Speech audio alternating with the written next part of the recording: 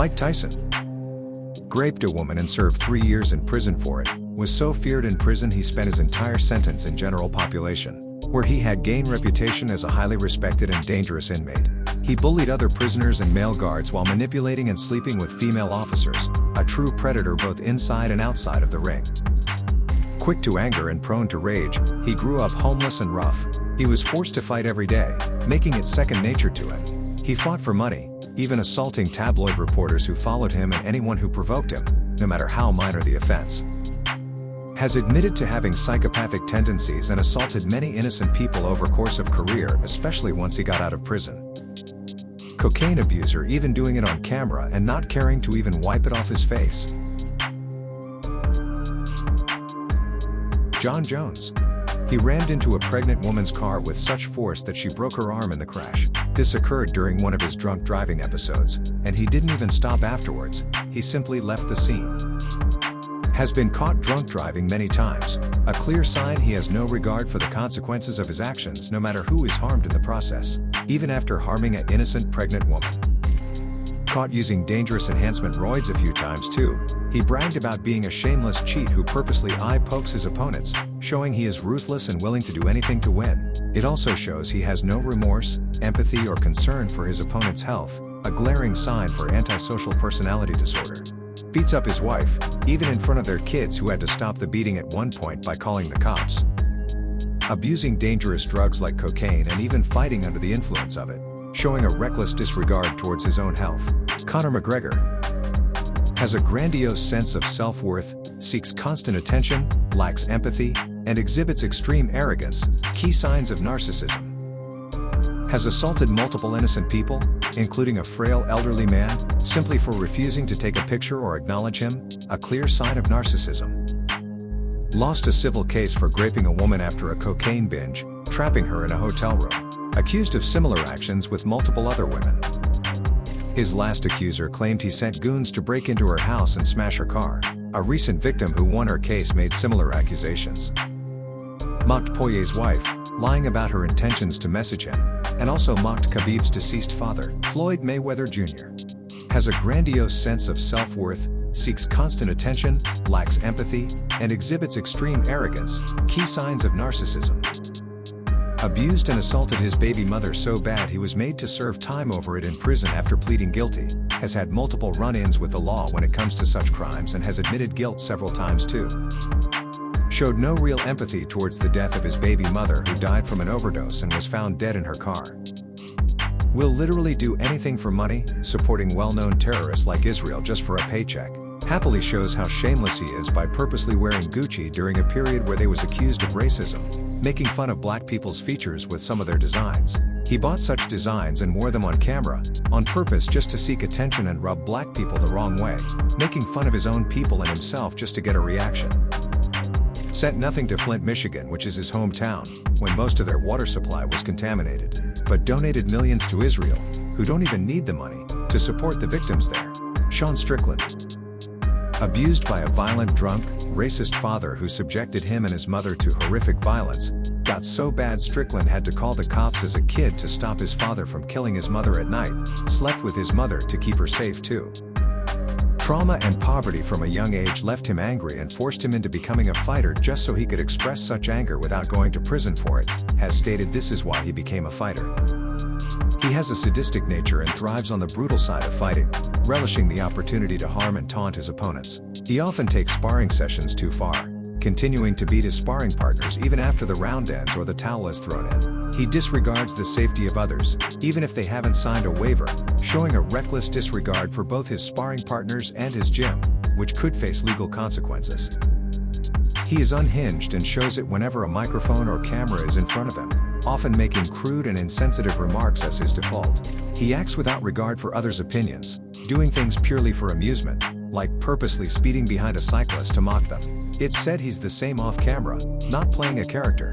Rosamar Poliaris showed a disturbing lack of empathy in fights, injuring opponents by refusing to release holds even after the fight was over. This led to his UFC firing. It's said he has the emotional maturity and IQ of an adolescent, and his extreme lack of empathy points to a clear mental health issue or personality disorder. He claims he holds submissions longer than necessary because a ref once robbed him of a win when he let go too soon. Now, he waits for the ref to intervene. This is a pathetic excuse that highlights his disregard for his opponent's safety, shows a lack of empathy towards his actions, and shameless attempts to justify such sick behavior. In my opinion, Rosimar Palhares shows all the signs of a low-functioning sociopath, with the UFC clearly seeing how disturbed he was, since he wouldn't be the first sicko to fight and represent the brand, with the UFC turning a blind eye. If you're so disturbing that Uncle Dana wasn't willing to take advantage of you, then you really are a disturbed one. Carl Froch has a grandiose sense of self-worth, seeks constant attention, lacks empathy, and exhibits extreme arrogance, key signs of narcissism. Quickly grows angry when compared to others or when deemed outmatched, particularly by Joe Calzaghe. Froch harbored animosity toward Calzaghe, fueled by media comparisons suggesting Calzaghe would beat him if both fought in their prime. During a joint interview with Floyd Mayweather, he took the opportunity to talk about his own accomplishments, specifically mentioning how he managed to sell out Wembley, a point he tends to bring up even in unrelated contexts. This behavior highlights how self-absorbed he can be, which we've seen consistently from him. It's a glaring red flag for narcissism. Carl Froch has shown jealousy and resentment toward Anthony Joshua ever since Joshua surpassed him as the UK's highest-selling boxer. This tension persists to this day, culminating in a social media clash where Joshua called Froch a bit of a prick. In response, Froch erupted, posting multiple videos on YouTube venting his frustration. War Machine. His dad died of a heart attack in front of him when he was 13, and he expresses that this could be a reason for his mental health issues.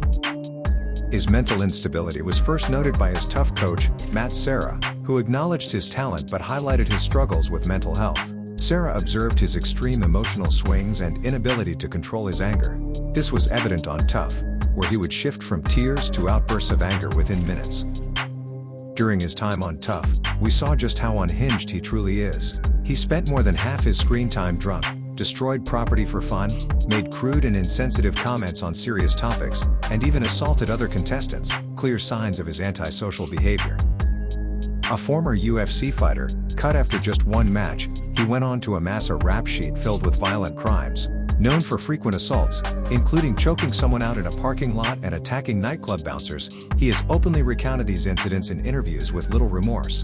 Often dismissive of his actions, he even suggested victims should feel fortunate he didn't cause more harm, revealing a profound lack of empathy. War Machine openly admitted to being an avid steroid user and frequently exhibited episodes of roid rage. In one instance, he angrily reacted in a store after being asked to remove his hoodie, a common policy at many establishments. Enraged, he threw his slushie on the floor and only left after security threatened to call the police. Later, he even made a video about the incident, expressing his desire to more harm, also roid rages.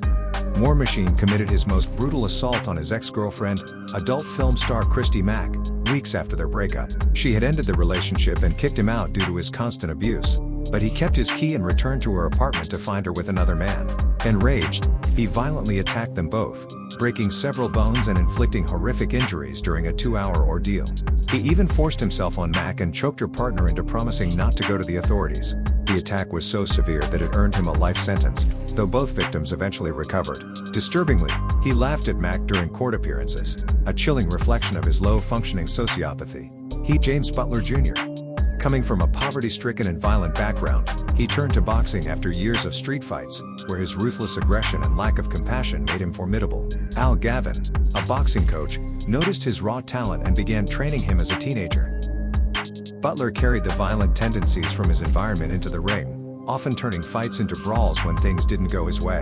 Notoriously, he landed a devastating cheap shot on Richard Grant as Grant approached to show respect after their fight. This act earned Butler an indefinite boxing ban and 6 months in Rikers Island, as Atlas accurately remarked during the incident, but the ban ended up being lifted once he got out of prison.